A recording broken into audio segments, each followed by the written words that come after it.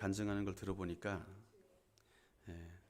한 가지 확실한 게 있습니다. 여러분, 공부 잘하는 법, 우리 어제 프론티어 모임에서도 잠시 얘기했는데 공부 잘하는 법이 있습니다. 뭔지 아십니까? 머리가 좋아야 되는 게 아니라, 많이 공부에 시간을 투자해야 되는 게 아니라 내가 공부한 게 시험에 나오면 되거든요. 그죠? 내가 공부한 게 시험에 나오면 그 사람은 공부 잘하는 사람입니다. 엉뚱한 소리라고 생각하죠. 세상 사람들은 믿지 않습니다. 제가 고3 때 간증이 많잖아요. 제가 제 인생의 가장 어두운 시절, 가장 추웠던 시절을 그리라 그러면 전 고3 때가 기억이 나요. 그런데 그 시절에 수능을 처음 보게 되는데, 제가 시험 볼 때 수원에서 봤습니다. 학교는 평택이었고 수원에서 시험을 보게 됐는데, 수능 시험을 보면 시험지 돌리기 전에 머리에 손 얹어 뭐 이렇게 해요. 그래가지고 시험지를 막 돌리고 먼저 풀지 말라고 이렇게 엎어놓으라 그래요. 그러면 책상 위에 이제 시험지를 받아가지고 딱 놓고 첫 장밖에 안 보이죠. 딱 보는데 수학 문제가 1번에 3번이네, 2번에 4번이네, 3번에 1번이네 해가지고 8문제가 있었는데 8문제가 다 보였습니다. 이게 제가 한 걸까요? 제가 외운 문제가 나왔어요. 수학인데. 신기하죠? 수학이 암기 과목입니까? 수학이 암기 과목이 아니거든요. 수학은 원리를 파악해서 원리를 적용해서 문제를 풀어야 되는 문제인데, 제가 연습할 때 많이 외웠던 문제들이 그대로 나온 거예요. 신기하게도. 그래가지고 눈으로 맞췄습니다. 그냥 그 한 1, 2분 사이에 1번에 몇 번, 2번에 몇 번 해가지고 다 맞아버렸습니다. 사실 제가 수학이 약간 취약했었는데, 그 당시 제가 좀 방황을 했다 그랬잖아요. 그 전에 방황하면서 수학이 많이 취약해졌었는데 하나님이 한순간 메이크업 해주셨어요. 공부 잘하는 비결은 내가 아는 게 나오면 되는 거예요. 내가 공부한 게 나오면 되는 거예요. 우리 학생들 중간고사에 나가잖아요. 그죠? 중간고사 기간에 공부 열심히 해야죠. 알아야 풀죠. 그런데 아는 게 나오면 되는 거예요. 근데 아는 거조차 안 하면 안 되죠. 그렇죠? 알아야 하는 건 우리의 의무예요. 시험 문제는 하나님이 선생님을 통해 되시겠지만, 여러분, 그래서 기도하는 게 중요한 거예요. 내가 주를 의지하고 하나님께 지혜를 구하는 게 정말 중요합니다. 여러분, 이런 간증은요, 저만의 간증이 아니고요. 하여튼 저희 집안이 그래요. 저희 어머님이 그러셨잖아요. 그렇게 저희를 키우셨습니다. 공부 그만하고 기도해라. 공부 그만하고 기도해라 그러셨어요. 실제로. 불 끄세요. 막 자라고. 시험 기간인데 공부해, 기도해, 자. 그래서 저희는 그렇게 배워왔습니다. 어려서부터 하나님이 하시면 된다. 하나님이 도우시면 된다. 그게 참 지혜입니다. 참 지혜입니다.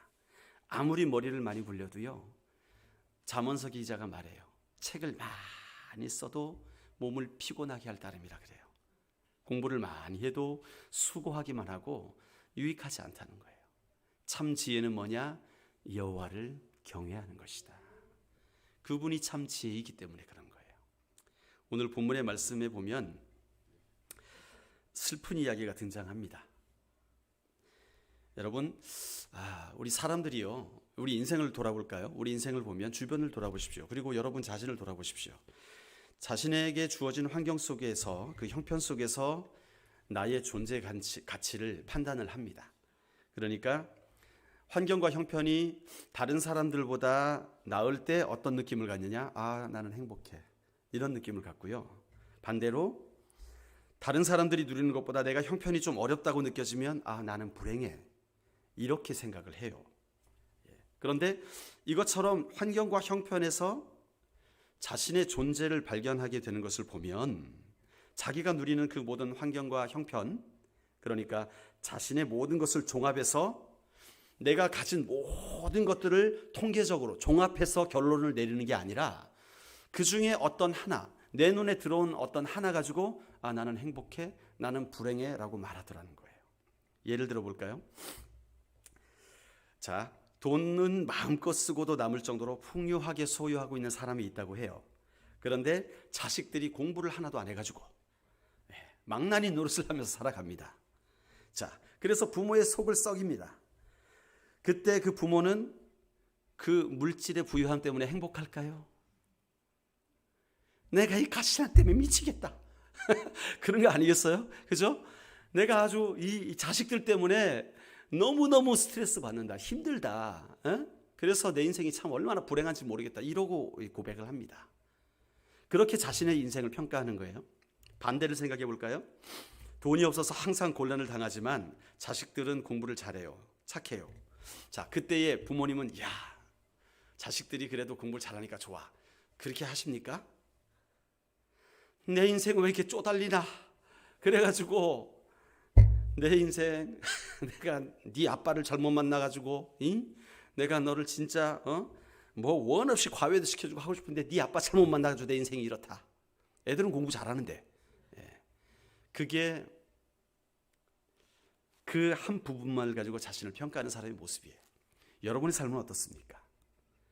여러분의 삶의 모든 형편과 환경을 다 종합적으로 체크를 해가지고 비교해가지고 낮고 안 좋고 좋고에 따라서 내가 행복하다 안 행복하다 선택을 하십니까? 아니에요. 우리는 그저 지금 느껴지는 것에 의해서 움직여집니다. 지금 내가 갑자기 돈의 문제가 뽕 터졌어요. 그러면 내 인생은 힘들어, 왜 난 쪼달리나, 이 생각이 들고, 갑자기 아이가 성적표를 딱 받아왔는데 F 이래요. 수음이한가인가요? 가 이래요. 예? 그러면 이제 열받는 거죠. 돈과 상관없이 열받는 거예요. 내 인생 왜 이런가? 우리 자식들은 왜 이런가?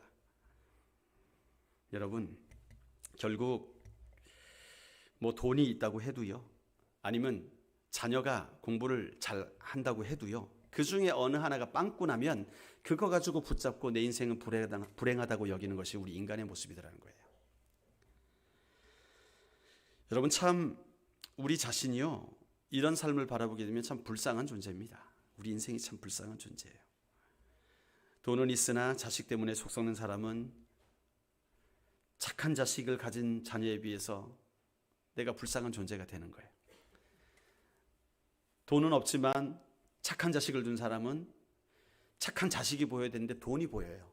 내가 모자란 돈이 보이니까 그것 때문에 내가 또 불쌍한 존재가 되는 거예요. 이래도 불쌍하고 저래도 불쌍하고 우리 인생이 다 초라하고 불쌍한 인생으로밖에 보여지지 않더라는 것입니다. 여러분, 그런데 사실 우리 인간은요, 돈이 있고 없고 자녀가 잘 되고 못 되고와 상관없이 우리 인생 존재 자체가 불쌍한 인생입니다. 왜 그렇습니까? 그것은 세상의 것을 소유하지 못하고 다른 사람이 있는 것을 내가 가지지 못해서가 아니라는 거예요. 무엇 때문에 그러냐면 우리의 운명 때문에 그런 거예요. 우리의 운명 자체가 사망이라는 것에 대해서 피할 수가 없다는 거예요. 육신의 사망으로 끝나는 게 아니라 영적인 사망이 또 기다리고 있다는 것이죠.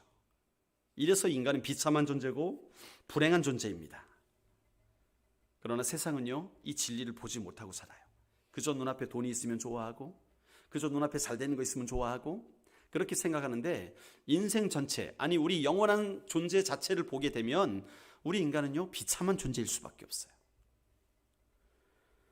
오늘 본문에서 우리는요, 인간의 불쌍함이 무엇인지를 배울 수가 있습니다. 본문의 내용이요, 어떤 내용입니까? 한 가문이 몰락하는 내용이에요. 제사장이었던 엘리의 가문이 엘리 본인과 자식들과 며느리까지 죽어버리게 되는 비참한 광경입니다. 그러나 여러분, 우리가 오늘 이 사건을 보게 되면서 정말 불쌍하다 느끼게 되는데, 여러분, 이 가족들이 죽었다고 해서 불쌍한가? 그게 아니에요. 그게 아니에요. 그 불쌍함은 또 다른 데 있습니다. 여러분, 여기 이 엘리 가문을 바라보면서 여러분은 어떤 마음을 느끼십니까? 아유, 참 엘리 똑바로 살지 진짜. 예? 그러게, 사무엘이 말했을 때 회개하고 돌이켰어야지. 참 무식하고 이 사람들이. 이렇게 생각이 되십니까? 여러분, 우리는 성경을 읽을 때 항상 주인공은 나로 감정이입을 하고요, 악당은 다른 사람으로 감정이입을 해요. 영화를 볼 때 그러잖아요. 소설을 읽을 때 그래요. 주인공은 내 편이에요, 언제나. 그죠? 주인공이 힘들어하면 아유 어떡해, 아유 큰일 났네, 쟤를 구해줘야 되는데 누가 안 나타나나, 그 생각하게 되고, 주인공이 악당을 팍 물리치면 내 마음이 통쾌해져요. 성경을 읽을 때도 우리가 그래요. 예, 다윗 다니엘 그러면 우리한테 감정이입이 확 되고, 바울 그러면 우리한테 감정이입이 확 되는데, 엘리 그러면 아유 저 나쁜 것들, 에이 참, 이렇게 되더라는 거예요. 그러나 보십시오, 그렇지 않아요. 엘리의 집안이 결코 우리와 상관이 없지 않습니다. 그게 문제입니다. 자, TV를 보면 날마다 사고 소식을 접하게 돼요. 뭐 화재가 났다, 교통사고가 났다, 어떤 사람은 비행기가 뭐 폭발이 됐다, 뭐 여러 가지 사고가 납니다. 그런데 그런 것을 볼 때 우리는 느끼는 감정이 불쌍함이에요. 그렇죠? 성경의 용어에는 긍휼이라는 마음이 있죠. 긍휼이라는 말이 불쌍함이란 말과 똑같습니다. 그런데 중요한 것은 그런 일을 당한 그들이 불쌍한 거지 나 자신을 불쌍한 존재로 인식하지는 않는다는 거죠. 오늘 엘리의 이야기를 우리가 읽으면서도 아유 불쌍하다, 참 안 됐다, 진작 회개하고 돌아오지 라고는 생각하지만 그것이 나의 불쌍함으로 인식하지 못하고 넘어간다는 거예요. 오늘 본문의 얘기는요, 우리가 이런 시각을 버려야 된다는 것을 깨닫게 해줍니다. 나와 상관없는 한 제사장의 가문이 잘 나가다가 하나님께 잘못해가지고 몰락한 이야기, 거기서 끝나는 게 아니라는 거예요. 그들에 대한 동정심으로 아 우린 그러지 말아야지 하고 깨닫는 데서 멈춰서는 안 된다는 것이죠. 왜냐하면 성경은요, 모든 성경은 나를 향한 계시입니다. 할렐루야. 모든 성경은 누구를 향한 계시? 아닙니다. 김집사를 향한 계시입니다. 권집사를 향한 계시입니다. 아닙니다. 모든 성경은 나를 향한 계시예요. 우리가 성경 말씀을 읽고 적용하게 될 때, 요때 김집사 안 왔네, 참 묘하네. 이거는 누구한테 적용하는 거예요? 김집사한테 적용하는 겁니다. 말씀을 그렇게 받아서는 안 됩니다. 모든 말씀은 나를 향한 계신 거예요. 그렇다면 여러분, 이 나를 향한 계시를 받게 될 때에 엘리가 불쌍한 존재로 보여진다면 그 엘리의 불쌍함에서 오늘 우리의 불쌍함은 무엇인가? 그거를 발견해야 되는 거예요. 그러기 위해서 본문을 엘리 제사장의 한 개인의 일로선 여겨서는 안 되고요. 단지 한 가문이 몰락하는 것만으로 봐서는 안 된다는 얘기입니다. 우리 17절, 18절을 보면 이렇게 기록이 되어 있죠. 소식을 전하는 자가 대답하여 가로되 이스라엘이 블레셋 사람 앞에서 도망하였고 백성 중에는 큰 사륙이 있었고 당신들의 두 아들 홈니와 비느하스도 죽임을 당하였고 하나님의 궤는 빼앗겼나이다. 하나님의 궤를 말할 때에 엘리가 자기 의자에서 자빠져 문 곁에서 목이 부러져 죽었으니 나이 많고 비둔한 연고라. 그가 이스라엘 사사가 된 지 40년이었더라. 이스라엘이 패전을 합니다. 블레셋에게 언약궤까지 뺏깁니다. 언약궤 옆에 누가 있었어요? 엘리의 두 아들 제사장 홈니와 비느하스가 있었죠. 그들도 죽임을 당합니다. 이 사실을 목격하였던 그 목격자가 진중에서 도망쳐 나와가지고 아마 거리상으로 블레셋 전장과 그 실로까지 한 30km 정도 됩니다. 마치 마라톤에서 승리의 소식을 전한 것처럼 이 패전의 소식을 전하기 위해서 이 목격자가 그 실로까지 한 걸음에 달려옵니다. 그리고 옷을 찢고 재를 머리에 뿌리고 이 소식을 엘리에게 들려주게 되는 것이죠. 엘리가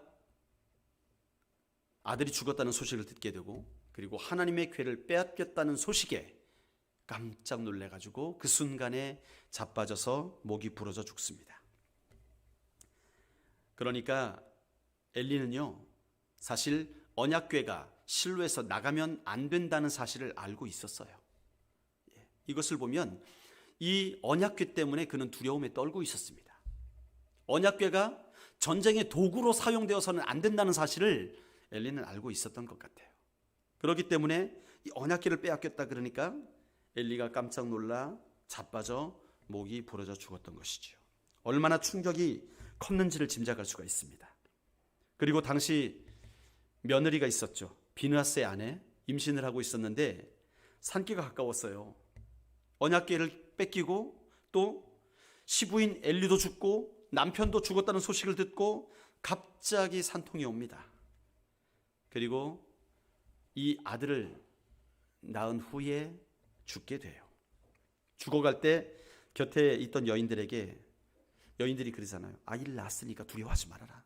너라도 살아야지. 너도 살아야지. 하는데 그 위로의 말에 대답하지 않고 뭐라고 대답합니까? 영광이 이스라엘에게서 떠났다. 그래서 이 아들의 이름을 이가봇이라 해라. 이가봇이 영광이 떠났다는 의미입니다. 영광이 없다.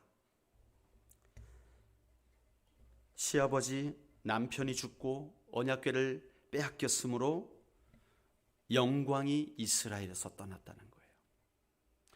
여러분, 이거는 한 여인 비느하스의 아내의 개인의 고백으로 받아들여서는 안 돼요.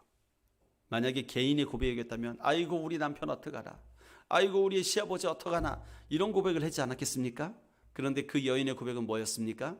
죽음에 이르면서도 그 죽음 앞에서 하나님의 영광이 떠났다. 이것은 예언적인 말씀이었어요. 예언적인 말씀. 여러분, 엘리 집안에 이 불쌍한 일들이 이렇게 겹쳤는데, 그럼 하나님이 보시는 진정한 불쌍함은 뭘까요? 이 엘리 집안을 향하여서 하나님이 바라보시는 진짜 불쌍한 일이 뭘까요? 그것은 다름이 아니라 이가봇이었습니다. 이가봇이 무슨 뜻이라고요? 영광이 떠나갔다는 거예요. 더 이상 엘리 집안에 하나님이 함께 하시지 않는다는 거예요. 내가 너와 함께 하지 않겠다. 여러분, 우리 인간에게 있어서 가장 비참한 상태는 뭐냐 하면 바로 이가봇의 상태입니다. 우리는 원래 하나님의 영광을 구하며 살아가게 창조된 자들입니다. 이사야서에 보면요, 이 백성은 내가 나를 위하여 지었나니 나의 찬송을 부르게 하려 함이니라. 찬송을 부르게 하려 함이라는 말은 뭐냐면 하나님의 영광을 높여드리는 그런 존재로 지었다는 거예요. 우리 그리스도인들은요, 예수 믿고 이 땅에 살아가는 이유가 뭐예요? 예수 믿으면 천국으로 뿅 바로 가면 좋을 텐데, 그렇죠? 내가 주님을 나의 구주로 영접합니다. 그럼 뿅 하고 사라져버리고 천국으로 바로 가버리고 이러면 너무나 좋을 텐데, 우리가 예수 믿어도 이 땅 가운데 여전히 살게 하신 이유 중에 하나는 뭐냐면 우리의 삶을 통해 하나님이 영광 받으시도록 살아가는 거예요. 예. 우리의 삶이 하나님께 영광이 되며 우리가 그 영광을 구하며 바라보며 살아가도록 이 땅 가운데 우리의 삶을 허락하셨다는 것입니다. 이가봇이라는 것은 우리 인생의 가장 불쌍함을 표현하는 말이에요. 그런 의미에서 우리는 이 엘리 집안의 이야기가 그들의 불쌍함이 아닌 우리의 불쌍함으로 보여져야 한다는 것입니다. 그 말은 다른 말로 하면 과연 내가 하나님의 영광을 구하며 살아가고 있는가? 하나님의 영광이 나의 삶 가운데 임하고 있는가? 그것을 분별해야 된다는 거예요. 만약에 내 삶 가운데 하나님의 영광이 느껴지지 않아요. 하나님의 일하심이 느껴지지 않아요. 하나님이 내 삶 가운데 존재하시는 것 같지 않아요. 아니, 하나님이 내 삶에 존재하시는지 안 사시는지가 내 삶 가운데 중요하지 않아요. 그냥 내 마음대로 사니까. 그렇다면 그 상태는 이가봇이라는 거예요. 엘리가 의자에서 자빠져서 목이 부러져 죽은 것은요, 물론 자식이 죽었다는 소식에 충격이었겠지만 그보다도 더 큰 충격은 언약궤를 빼앗겼다는 것이에요. 18절에 보면 엘리는 소식을 전하는 자가 언약궤에 대해서 말할 때에 의자에서 자빠집니다. 자식에 대해서 들을 때는 안 자빠져요.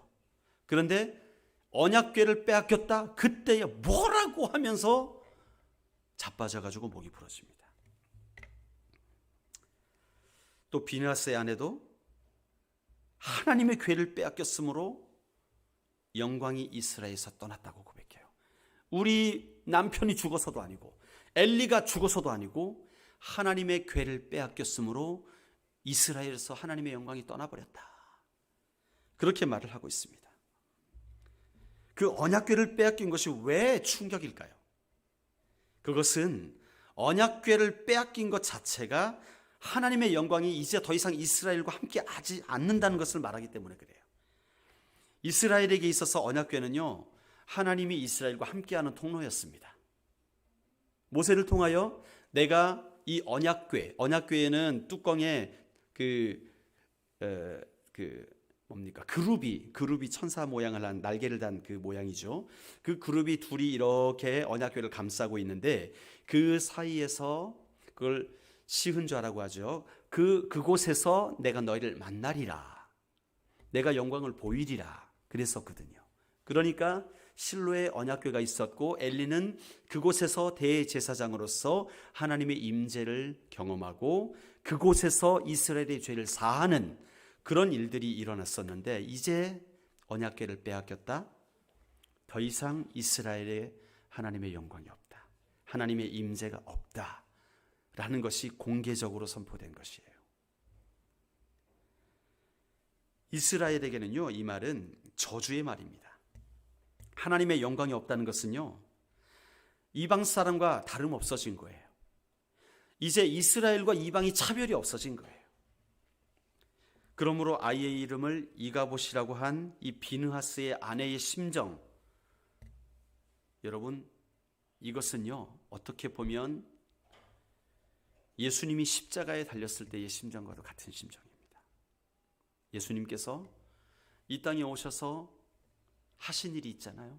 많은 일들을 하셨어요. 가르치고 전파하며 치유하는 일들을 행하셨습니다. 그리고 예수님의 일의 사역의 가장 클라이막스가 무엇이었습니까? 십자가 위에 달리셨을 때 그 주변에서 많은 사람들이 예수님이 십자가에 달리는 것을 보았습니다. 그런데 그들이 뭐라고 예수님께 말했습니까? 야, 네가 진짜 메시아거든. 한번 십자가에서 내려와 봐. 너 자신을 한번 구원해 봐. 자기 자신도 구원 못하면서 무슨 메시아라고? 한번 능력 있으면 해보시지. 그게 바로 십자가 밑에서 예수님을 바라보던 자들의 고백이었습니다. 여러분, 예수님이 그 소리를 듣게 되실 때 마음속으로 어떤 말씀이 생각났을까요? 이가봇이란 말이 생각나지 않았을까요? 저들에게 과연 하나님이 존재하는가? 저들에게도 과연 하나님이 함께 하실 수 있는가? 하나님의 영광이 임할 수 있는가? 여러분, 사실 우리의 모습이 그런 비참한 인생의 모습입니다. 우리가 예수님을 만나기 전에 똑같은 인생이었다는 거예요. 똑같은 인생, 영광이 없는 인생. 그러므로 우리는 이 시간에 진정한 불쌍함이 무엇인가를 깨달아야 됩니다. 인간의 진짜 비참한 상태가 뭔지를 깨닫지 못한다면 여러분, 우리가 구원을 은혜로 받을 수가 없어요. 하나님이 이스라엘에게 언약궤를 주시고 제사장을 세우신 것은요, 인간의 죄로 인해서 하나님께 나아갈 수 없었잖아요. 그렇기 때문에 하나님께 나아갈 길을 열어주신 것이 바로 그 언약궤였습니다. 그 언약궤에 나아갈 때에 어린 양을 잡아 제사를 드리고 대제사장이 그 피를 가지고 피를 뿌리고 분향을 하게 되면 하나님이 그 제사를 받아서 그 어린 양의 희생을 통해서 우리의 죄를 사해 주셨던 것이죠. 그게 바로 구약시대의 제사였습니다. 그런데 이스라엘은 시간이 지나가면서 그게 종교 행위로 바뀌어버렸던 거예요. 홈리와 비느하스가 그랬지 않습니까? 여러분, 우리의 죄를 사해 주시는 그 제사, 그 예배 자리로 나아갈 때에 정말 두렵고 떨리는 마음으로 나가야 되는 거잖아요. 심지어 대제사장이 자신을 돌보지 못하고 정결케 하지 못하고 그 지성소에 들어가게 되면 하나님이 치셨습니다. 즉사하게 하셨어요. 그래서 제사장의 옷자락 끝에 달려있는 방울소리가 들리지 않으면 아하, 제사장이 죽었구나. 그래서 갈고리로 끌어냈지 않습니까? 그래서 이 예배 자리로 나아갈 때 우리가 하나님의 영광을 구하며 나가야 되는데 하나님의 영광을 구하지 않고 나아가게 될 때 하나님께서 그렇게 치시는 역사가 구약시대 가운데 있었어요. 그런데 세월이 지나가면서 중심이 사라졌습니다. 홈리와 비느하스 같은 제사장들이 성도들이 예물로 드려지는 그 예물을요, 돈으로 보기 시작했어요. 하나님께 드려지는 제물이 아니라 내가 취하게 될 고기로 생각하게 됐어요. 그러니까 사람들이 예물을 가지고 불태워서 번제를 드리려고 하는데, 야야, 내가 안심을 좋아한다, 갈비살 좋아한다, 그것만 먼저 나한테 바쳐라, 그리고 나머지 갖다 드려라. 이런 식으로 홈리와 비느하스가 했다는 거예요. 심지어는 성전에서 섬기는 여인을 건드려가지고 겁탈을 해가지고 하나님 앞에 범죄를 하였습니다. 무엇입니까? 그들은 제사장이 아니었어요. 그들은 종교인이었어요. 그들은 하나님의 사람이 아니었어요. 그들은 직업적 종교인이었던 것입니다. 여러분, 그런 의미에서요, 홈리와 비느하스가 죽고 언약궤가 빼앗기고 엘리가 죽어서 이가봇이다? 아닙니다. 이미 홈리와 비느하스의 아내는요, 이가봇이 임해 있었어요. 이가봇이 임해 있었어요. 이미 그들은 하나님을 경외할 줄 몰랐고, 이미 그들은 하나님 앞에 범죄하는 것이 무엇인지, 하나님 앞에 충성을 하는 것이 무엇인지를 구분도 못하는 자들이었습니다. 그렇기 때문에 그들에게 하나님의 영광이 이미 없었습니다. 그러니까 언약궤마저도 전쟁 가운데 나가는데도 여호와께서 그 언약궤에 함께 하시지 않았던 것입니다. 그래서 이스라엘이 패한 거예요. 여러분, 이스라엘이 패했기 때문에 언약궤를 빼앗긴 것이 아니라 하나님이 함께 하시지 않았기 때문에 언약궤는 빼앗겨진 것이고, 하나님이 함께 하지 않았기 때문에 홈리와 비느하스는 죽임을 당하고 엘리가 죽임을 당하고 그의 며느리도 죽임을 당할 수밖에 없다는 거예요. 이것이 인간의 비참함인데 우린 깨닫지 못하는 거예요. 오늘도 이 자리에 나와 예배하는 여러분들에게 질문을 합니다. 과연 여러분들 안에 혹시라도 이가봇이 있습니까? 여러분, 하나님의 영광을 과연 사모하며 예배 자리에 나오셨습니까? 아니면 지난주에도 나왔고 이번 주에도 나왔고 그냥 체면상 안 나가면 거시기 하니까? 그렇다면 우리가 이가봇인 거예요.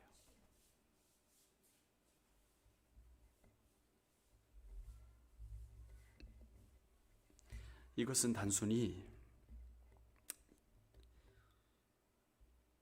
성경의 교훈을 깨달으라고, 그냥 머리로 깨달으라고 우리에게 주어진 말씀이 아닙니다. 이 본문의 말씀은 지금 하나님께서 저와 여러분에게 회개의 기회를 허락하고 계신 거예요. 너희 인생의 본질이 무엇인지를 아느냐? 내가 너를 구원한 목적이 뭔 줄 아느냐? 그것은 너희가 나의 영광을 구하며 살아가는 것이다. 나의 영광이 임한다는 건 뭐냐 하면 우리가 하나님의 살아계심을 경험하며 살아간다는 거예요. 하나님의 음성을 듣기 위하여서, 그 음성을 사모하기 위하여서 몸부림치며 살아간다는 얘기예요. 그런데 언제부턴가 우리는 주님 앞에 찬양을 해도 그 가사가 여기서 이 가슴으로 내려가지 않아요. 고통의 멍에 벗으려고 예수께로 나옵니다. 왜 또 반복을 하나? 자유와 기쁨, 빨리 끝나야 되는데, 주시려고 주께로 옵니다. 가스렌지 불안 껐네. 여러분, 언제부턴가 우리의 삶에 하나님을 경외함, 언제부턴가 우리의 예배의 자리에 그 하나님을 중심으로 갈망함이 사라졌더라는 거예요. 하나님은 그런 우리에게 오늘 이 엘리의 집안을 통해서 우리 자신의 불쌍함을 발견되게 만드시는 것입니다. 우리 안에 하나님의 영광을 놓쳤던 것이 있다면, 그러면 우리는 빨리 돌이켜야 되는 거예요. 빨리 돌이키지 않으면 엘리의 집안과 똑같이 될 거라는 거예요. 그 말씀입니다. 인간의 불쌍함은 우리가 많이 가지고 적게 가지고 한데 있는 것이 아니에요.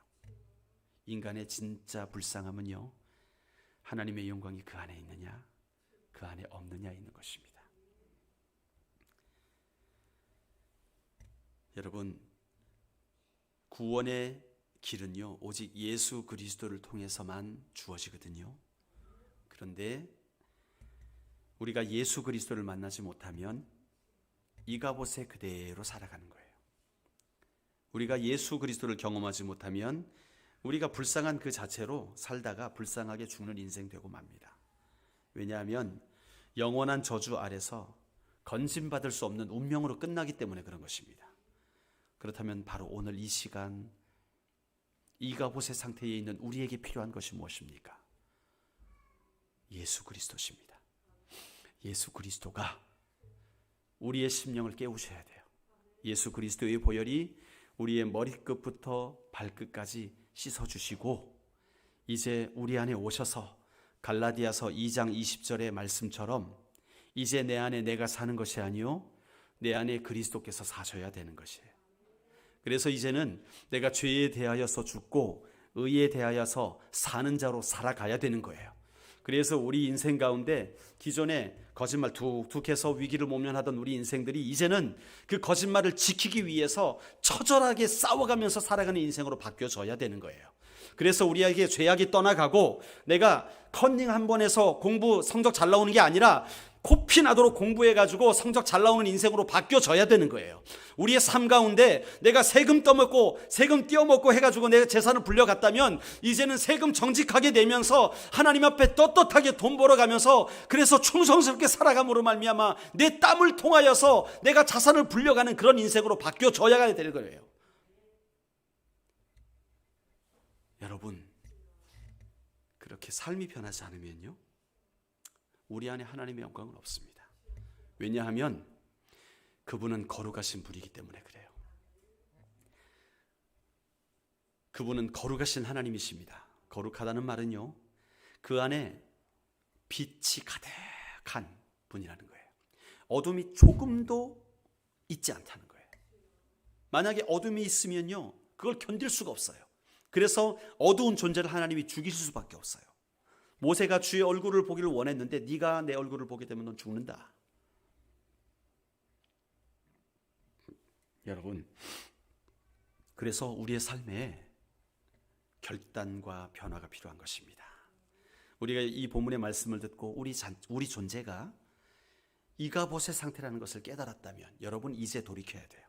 어떻게 돌이켜야 됩니까? 내가 이제 주님이 명하시는 대로 살겠습니다. 주께서 말씀하십니다. 내가 거룩하니 너희도 거룩하라.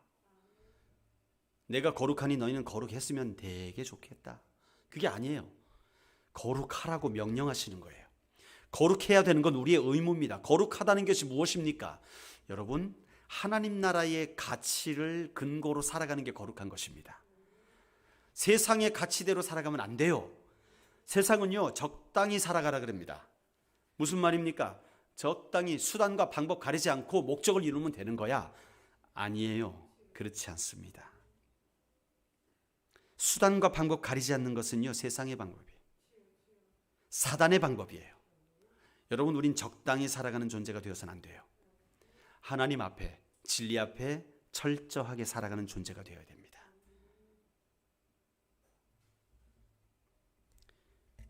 여러분, 우리의 삶 가운데 힘든 일이 많이 있지요.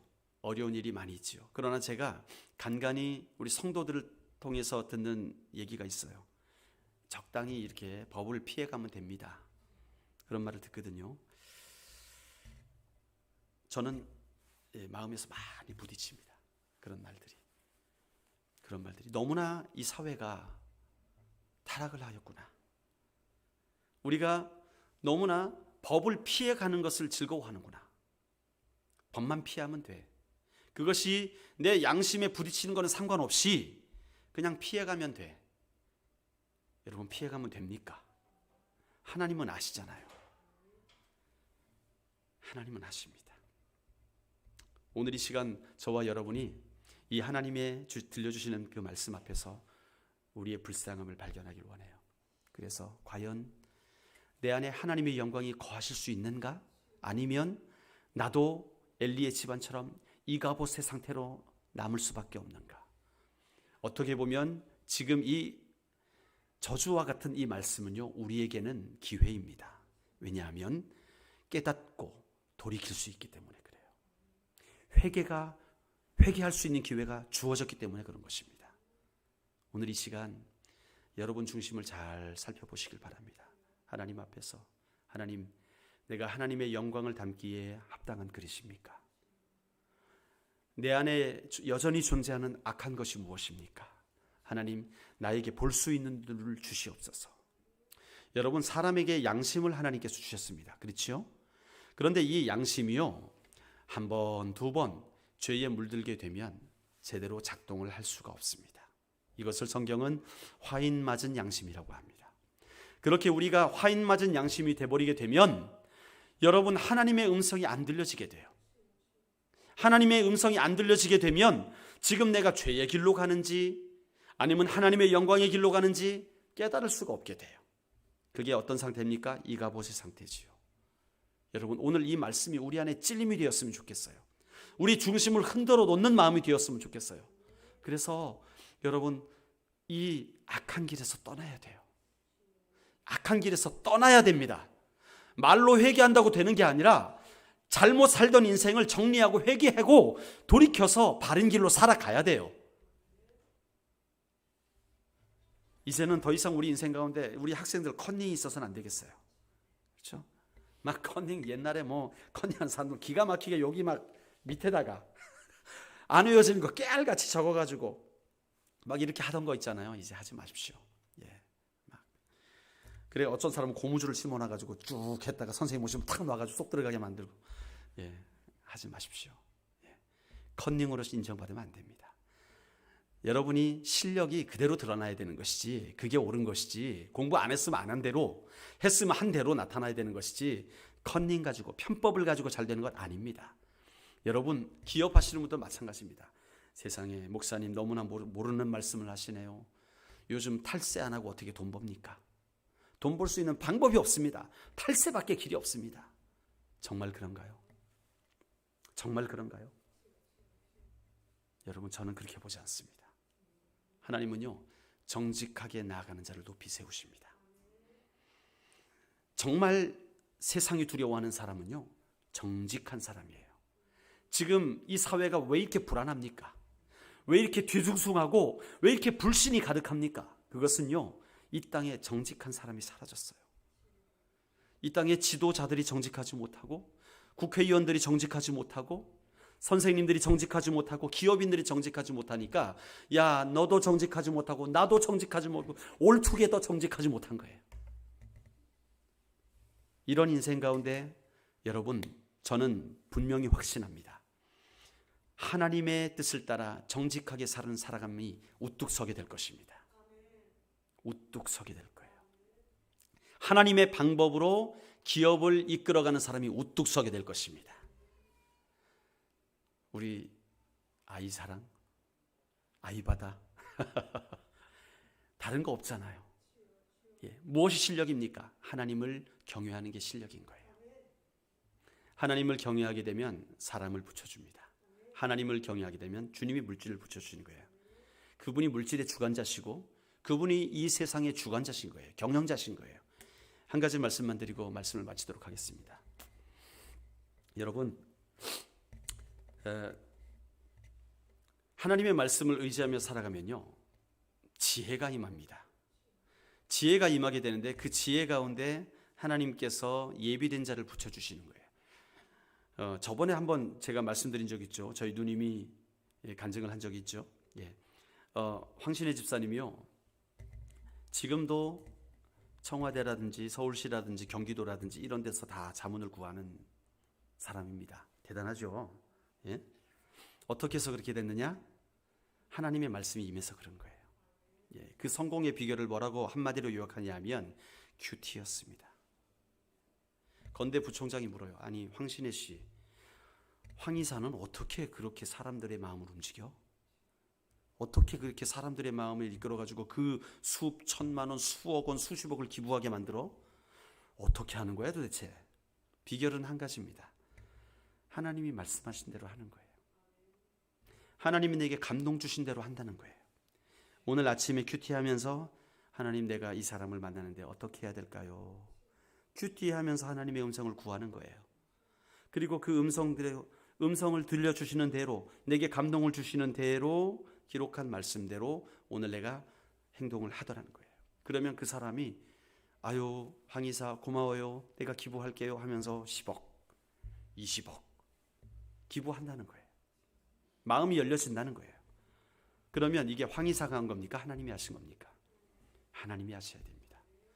여러분, 특별히 이 어려운 시기 가운데 살아가고 있는 여러분들, 이제는 한번 도전해 보십시오. 말라기서에 그런 말씀이 있어요. 내가 이제 신물이 난다. 너희가 드려진 예배가 신물이 난다. 너희가 드려진 예물 정말 신물 난다. 내가 받기가 싫다.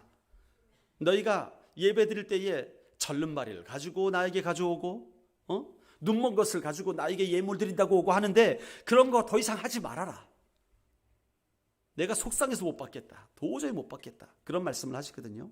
그러면서 말씀을 하세요. 너희가 한번 제대로 된 예물을 한 번만 드려봐라. 그러면 내가 부고 누르고 쌓아가지고 넘치도록 너희에게 보답하는지 안 하는지 테스트 한번 해봐라. 그렇게 말씀을 했어요. 여러분, 우리 삶 가운데 정말 하나님을 향한 진정한 예배자의 모습으로 나간다면 하나님은 우리를 반드시 축복하십니다. 반드시 성공의 길로 이끌어 가세요. 그런데 우리가 마음 졸여가지고 우리가 쫄아가지고 이렇게 하면 내가 망하지 싶어가지고 그렇게 못하는 거예요. 한마디로 말하면 믿음이 없어서 그 자리로 못 나가는 것입니다. 그런데 주님은 말씀하세요. 한번 믿음으로 도전을 해봐라. 내가 책임지는지 책임 안 지는지 한번 도전해봐라. 주님께서 그렇게 말씀하고 계신 거예요. 여러분, 우리는 여전히 그러한 생각에 사로잡혀 있어요. 그래도 목사님은 목사님이니까 그런 말씀하시지. 그래서 하나님이 저를 미국에 보내셨어요. 저를 이 자리에 세우기 위해서 보내신 것 같습니다. 왜요? 저는 여러분과 똑같이, 아니 여러분보다 더 많이 노동하며 살았습니다. 미국에서. 목사님 힘든 일 경험 안 해보셔서 모르실 거예요? 잘 압니다.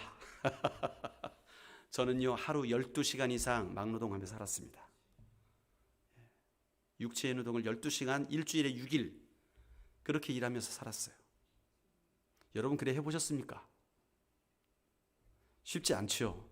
예? 일주일에 6일 12시간씩 일해보셨냐고요? 다 해봤습니다. 저는. 예. 별일 다 해봤습니다. 야간일도 해보고 세탁소 배달도 해보고 그러다가 세탁소 배달이 쉬운 게 아니거든요. 여러분, 제가 6개월 하고 나서 병원에 입원을 할 뻔했습니다. 보험이 없어가지고 입원은 못했는데 들어놓았어요. 손을 못 올리겠는 거예요. 이 척추가 틀어져가지고. 왜냐하면 맨날 차에서 내려가지고 그 무거운 거를 한 손으로 들어가지고 문에 걸고 또 운전하고 또 걸어가지고 맨날 이 자세니까 이 척추가 이렇게 휘어진 거예요. 그래가지고 신경을 눌러가지고 3일 동안을 꼼짝을 못했습니다. 여보 뒤집어줘. 여보 앉혀줘. 그렇게 말고 이랬었어요. 그렇게 육체 노동을 많이 했었어요. 세상 사람들을 경험 못했다고요? 아니요, 경험 많이 했습니다. 저는 회사 회식도 쫓아갔어요. 일부러. 예수 믿는 사람이 어떻게 회식 가지는지 보여주려고. 목사님 술 안 마시면 아무것도 안 됩니다. 관계가 안 됩니다. 아니요, 잘 됩니다. 잘 됩니다. 저도 일반 회사 다니면서 그 술자리에 가서도 그리스도인의 모습을 보여줬어요. 여러분, 안 되는 게 아닙니다. 세상 사람들에 의해서 좌우되지 마십시오. 여러분의 기준이 세상이 되면 안 될 수밖에 없는 거예요. 그러나 여러분의 기준이 하나님이 되시면 되는 거예요. 술 안 마시고도 술자리 가서 영향력을 미칠 수가 있어요. 담대함으로 나갈 수가 있습니다. 왜 안 됩니까? 됩니다. 저는 경험을 많이 했어요. 정말 경험을 많이 했습니다. 그래서 저는 일할 때도 목사라는 신분을 숨기고 했습니다. 일부러. 목사라는 거 알게 되면 사람들이 자세가 달라져요. 일단은 커튼을 칩니다. 커튼을 쳐요. 삶을 안 보여요. 공개를 안 해요. 그러니까 제가 일부러 목사라는 타이틀 띄고 일하기도 했었어요. 그래서 압니다. 여러분, 이제 우리 삶에 하나님의 영광이 임하면 어떤 삶으로 변화되는가를 한번 경험해 봅시다. 이가봇의 생활을 접어버립시다. 그래서 우리의 삶에 정말 하나님이 임하시고 하나님의 지혜를 주시면 내 삶에 과연 어떤 일이 일어나는가 테스트를 해보세요. 여러분의 기업에서, 여러분의 가정에서, 학교에서 과연 내가 하나님을 의지할 때 어떤 일이 일어나는가를 한번 경험해 보시길 바랍니다. 그래서 다음 주에 나와서 간증을 하세요. 야, 하나님 살아계시대요. 야, 하나님 진짜 역사하시대요. 그런 이야기들이 이제 우리 화평교회 가정마다 넘쳐나는 그런 한 주간이 되시기를 예수의 이름으로 축원합니다. 이가봇이 떠나가고 주의 영광이 임함으로 말미암아 우리의 삶 가운데 승리를 선포하며 기쁨으로 주께 예배하는 다음 주를 기대하시기를 주의 이름으로 축원드립니다. 기도하시겠습니다. 하나님, 우리가 주님께 돌아가길 원합니다. 우리가 하나님께 신실하지 못했음을 고백합니다. 그러나 주님은 우리를 신실하게 기억하셨고 바라보셨고 우리에게 나아오셨고 우리를 포기하지 않으셨습니다. 주님의 그 사랑이 우리의 삶을 덮는 것을 바라보게 됩니다. 주님, 우리를 위해 모든 것을 내어주시고 우리를 위해 모든 아픔을 견뎌내신 그 사랑 앞에 우리가 다시 한번 돌아가기를 원합니다. 그래서 주님이 기뻐하시는 삶을 살기로 결단을 합니다. 하나님, 이제는 한번 주님이 말씀하시는 방식대로 살아보겠습니다. 그래서 하나님이 함께 하실 때 어떤 역사가 일어나는지를 경험하길 원하오니 주님 우리와 함께하여 주시옵소서. 예수 그리스도의 이름으로 기도드리옵나이다. 아멘.